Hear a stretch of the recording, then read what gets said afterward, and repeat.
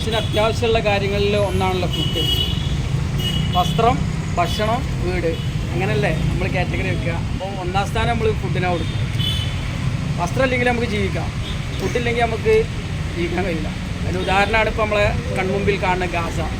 അവിടെ ഒരുപാട് പേര് പട്ടിണിയായിട്ട് മരിക്കുന്നുണ്ട്. അപ്പം ഇന്ന് നമ്മൾ കൊടുത്തത് പലരുടെ ഫുഡാണ് കൊടുത്തത്. നമ്മളൊക്കെ ഓരോ നീയത്തും വെച്ചിട്ടാവും കൊണ്ടുവന്നിട്ടുണ്ടാകാം. ആ നീയത്ത് പഠിച്ചോ സ്വീകരിക്കട്ടെ. കൊടുത്തു കഴിഞ്ഞാൽ നമ്മളെ ബാധ്യത തീർന്നു. അവരത് എന്ത് ചെയ്തു, എങ്ങനെ ചെയ്തു, അത് നമ്മൾ നോക്കണ്ട. ചിലവരത് മുഴുവൻ കഴിച്ചതിൻ്റെ ശേഷം ചിലവർ അവരുടെ മതാടിസ്ഥാനത്തിൽ പ്രാർത്ഥിക്കും. എന്തായാലും നിങ്ങളെ നീയത്തിൽ അത് തീർന്നു. അപ്പം ഒരുപാട് കാലത്തിന് ശേഷമാണ് ഞാനും ജലീൽ അതിൻ്റെ ഇടയ്ക്ക് വന്നിട്ട് എനിക്കല്ല സമർക്കാൻ സാധനങ്ങൾക്ക് ഞങ്ങളൊക്കെ ഇങ്ങോട്ട് കോഴിക്കോട്ട് ഫുഡ് എടുക്കാൻ വരുന്നത്. ഞാൻ വന്നിട്ട് ഏകദേശം ഒരു 5 വർഷമെങ്കിലും ആയിട്ടുണ്ടോ. ഒരുപാട് സന്തോഷമുണ്ട്. പ്രത്യേകിച്ച് ഈ ഇന്നത്തെ ഞായറാഴ്ച ഈ തിരക്കൊക്കെ എല്ലാവരും മാറ്റി വെച്ച് വരാൻ പറ്റി. അതിനൊക്കെ കാരണക്കാരൻ സമദ്ഖാൻ്റെ കെയർ ഓഫിൽ സമദ്ഖ മുൻകൈയെടുത്ത് നടത്തുന്ന സ്വർഗവാതിൽ എന്ന ഗ്രൂപ്പാണ്.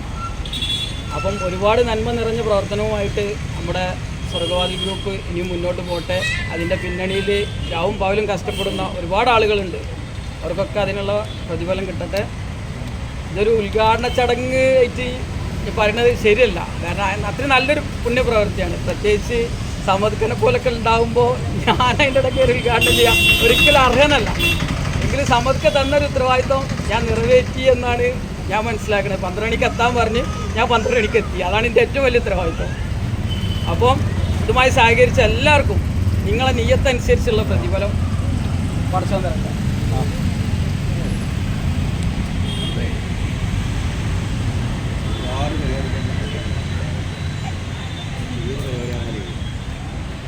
അവരവർക്ക് കുടിക്കാനുള്ള വെള്ളവും കഴിക്കാനുള്ള ഭക്ഷണവും അത് മറ്റൊരാളുടെ മുമ്പിൽ കിട്ടാറിന് അത്രയും ഇതൊരു പരിപാടി കാര്യങ്ങളൊന്നുമല്ല.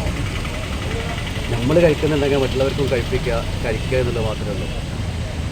നമ്മൾ ഗാസ അതിലൊക്കെ മറ്റുള്ളതൊക്കെ പറഞ്ഞിങ്ങനെ സ്റ്റാറ്റസ് വെക്കുമ്പോഴോ അത്തരം വീഡിയോകളൊക്കെ ഇതൊക്കെ കാണുമ്പോഴൊക്കെ നമ്മളിങ്ങനെ നൊമ്പരപ്പെടും. കാരണം എന്തോ പക്ഷെ നമ്മളെ കൂടെ പുറത്തുള്ള നമ്മൾ കൂടിയതിനേക്കാളും കൂടുതൽ ആളുകൾ വരുന്നൊരവസ്ഥ നമുക്കുണ്ടായിരുന്നു.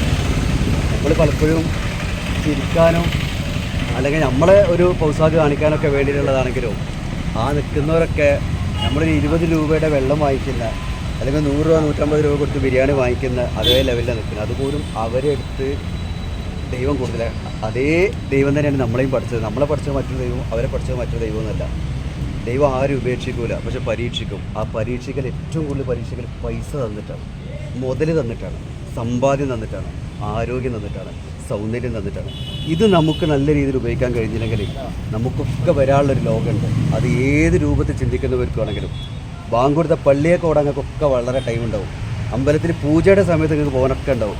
പക്ഷെ അവിടെ ഒന്നും അല്ല ദൈവം കൂടിയിരിക്കുന്നത് എന്നുള്ള സത്യം നമ്മൾ മനസ്സിലാക്കണം. ഇന്ന് നമ്മൾ ദൈവത്തെ കണ്ടിട്ടുണ്ട്. അത് ഏതാണ് ദൈവം എന്ന് തിരിച്ചറിയാൻ നമുക്ക് പറ്റിയിട്ടില്ല എന്നുള്ളൂ. ദൈവം എന്ന് പറയുന്നത് അദൃശ്യമായ ഒരു വസ്തുവായിട്ട് നമ്മൾ കാണണ്ട. ദൈവത്തിന് കൈയില്ല, കാലില്ല, പല സംഭവമില്ല എന്നൊക്കെ നമ്മൾ പഠിക്കുമ്പോഴും ദൈവം എന്നുള്ളൊരു ശക്തിയുണ്ട് ഈ പ്രപഞ്ചത്തെ നമ്മളെ സൃഷ്ടിക്കുന്നത്. അത് നമുക്ക് പല സംഗതികൾ തന്നിട്ട് പരീക്ഷിക്കപ്പെടുന്നൊരു വസ്തുവാണ്. അപ്പോൾ അവിടെ നാളെ പാരത്രിക ലോകത്ത് വായ മൂടിക്കെട്ടുന്നൊരു സമയത്ത് നമ്മുടെ അവയവങ്ങൾ സംസാരിക്കുന്നൊരു സമയത്ത് രക്ഷപ്പെടണമെങ്കിൽ മറ്റുള്ള കർമ്മങ്ങൾ കൊണ്ടൊന്നും നിങ്ങൾക്ക് രക്ഷപ്പെടാൻ പറ്റുമെന്ന് എനിക്ക് തോന്നുന്നില്ല. എല്ലാം വേണം, എല്ലാ മതചിന്തകളും വേണം. പക്ഷേ ദാഹിക്കുന്നവർക്ക് വെള്ളവും വിശക്കുന്നവർക്ക് ഭക്ഷണവും കൊടുത്താൽ അതിൽ പരം പുണ്യമുള്ള ഒരു കാര്യവും ചെയ്യാൻ പറ്റില്ല. ഇതിക്ക് ഒരുപാട് ആളുകൾ തന്നിട്ടുണ്ട്. ഞാൻ മനസ്സിലാക്കുന്നത് അവനവൻ്റെ വീട്ടിൽ പോലും എല്ലാവർക്കും 3 നേരം ഭക്ഷണം കൊടുക്കാൻ പറ്റുന്ന ആൾക്കാർ മാത്രമൊന്നല്ല ഇതിലേക്ക് ഭക്ഷണം തന്നിട്ടുള്ളത്. ഞാൻ മനസ്സിലാക്കിയിടത്തോളം 1619ഓളം പൊതികൾ കണക്ക് തന്നതിനെന്ന് നമ്മൾ കൊടുക്കുന്നുണ്ട്. നമ്മൾ പറഞ്ഞാൽ എല്ലാവരും അതിക്ക് വിവിധ രൂപത്തിൽ തന്നവരുണ്ട്. അവിടെയൊക്കെ കുടുംബത്തിൽ അല്ലാഹു ദൈവം പുണ്യം നിറച്ചു കൊടുക്കട്ടെ.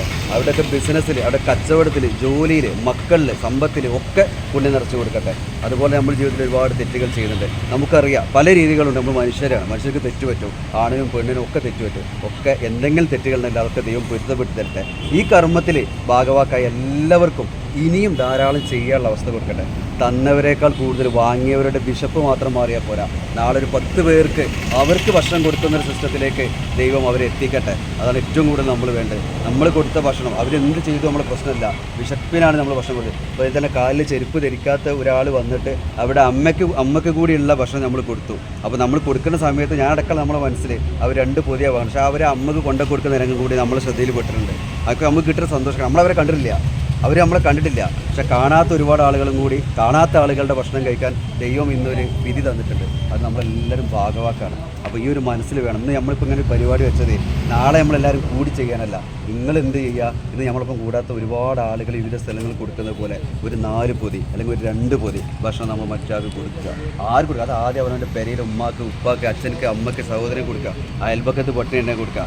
ഭക്ഷണം കൊടുക്കാൻ എല്ലാവർക്കും പറ്റും. പൈസ കൊടുക്കാനും ചിലപ്പം കയ്യിലുണ്ടാവത്തുള്ളൂ. ചെയ്യുക. ഇനി ഇതിലേക്ക് കൂട്ടിയിട്ടൊരു കാര്യം പറയാനുള്ളത്, 14-ാം തീയതി നമ്മളൊരു പരിപാടിയും കൂടി ഉണ്ട്. അത് നിങ്ങളെല്ലാം പങ്കെടുക്കുക. അത് ഗ്രൂപ്പിൽ കൂടി അറിയിക്കും. അത് നിങ്ങൾ മനസ്സിലാക്കുക. ഇതിലേക്ക് പ്രത്യേകിച്ച് നല്ല രീതിയിൽ പൈസ തന്ന ആൾക്കാരൊക്കെ ഉണ്ട്. ഇഷ്ടം പോലെ പൈസ. എണ്ണത്തിൻ്റെ വലിപ്പമൊന്നും ഞാൻ പറയുന്നില്ല, കാരണം ആളുകളുടെ മനസ്സിൻ്റെ ശുദ്ധിയാണ്.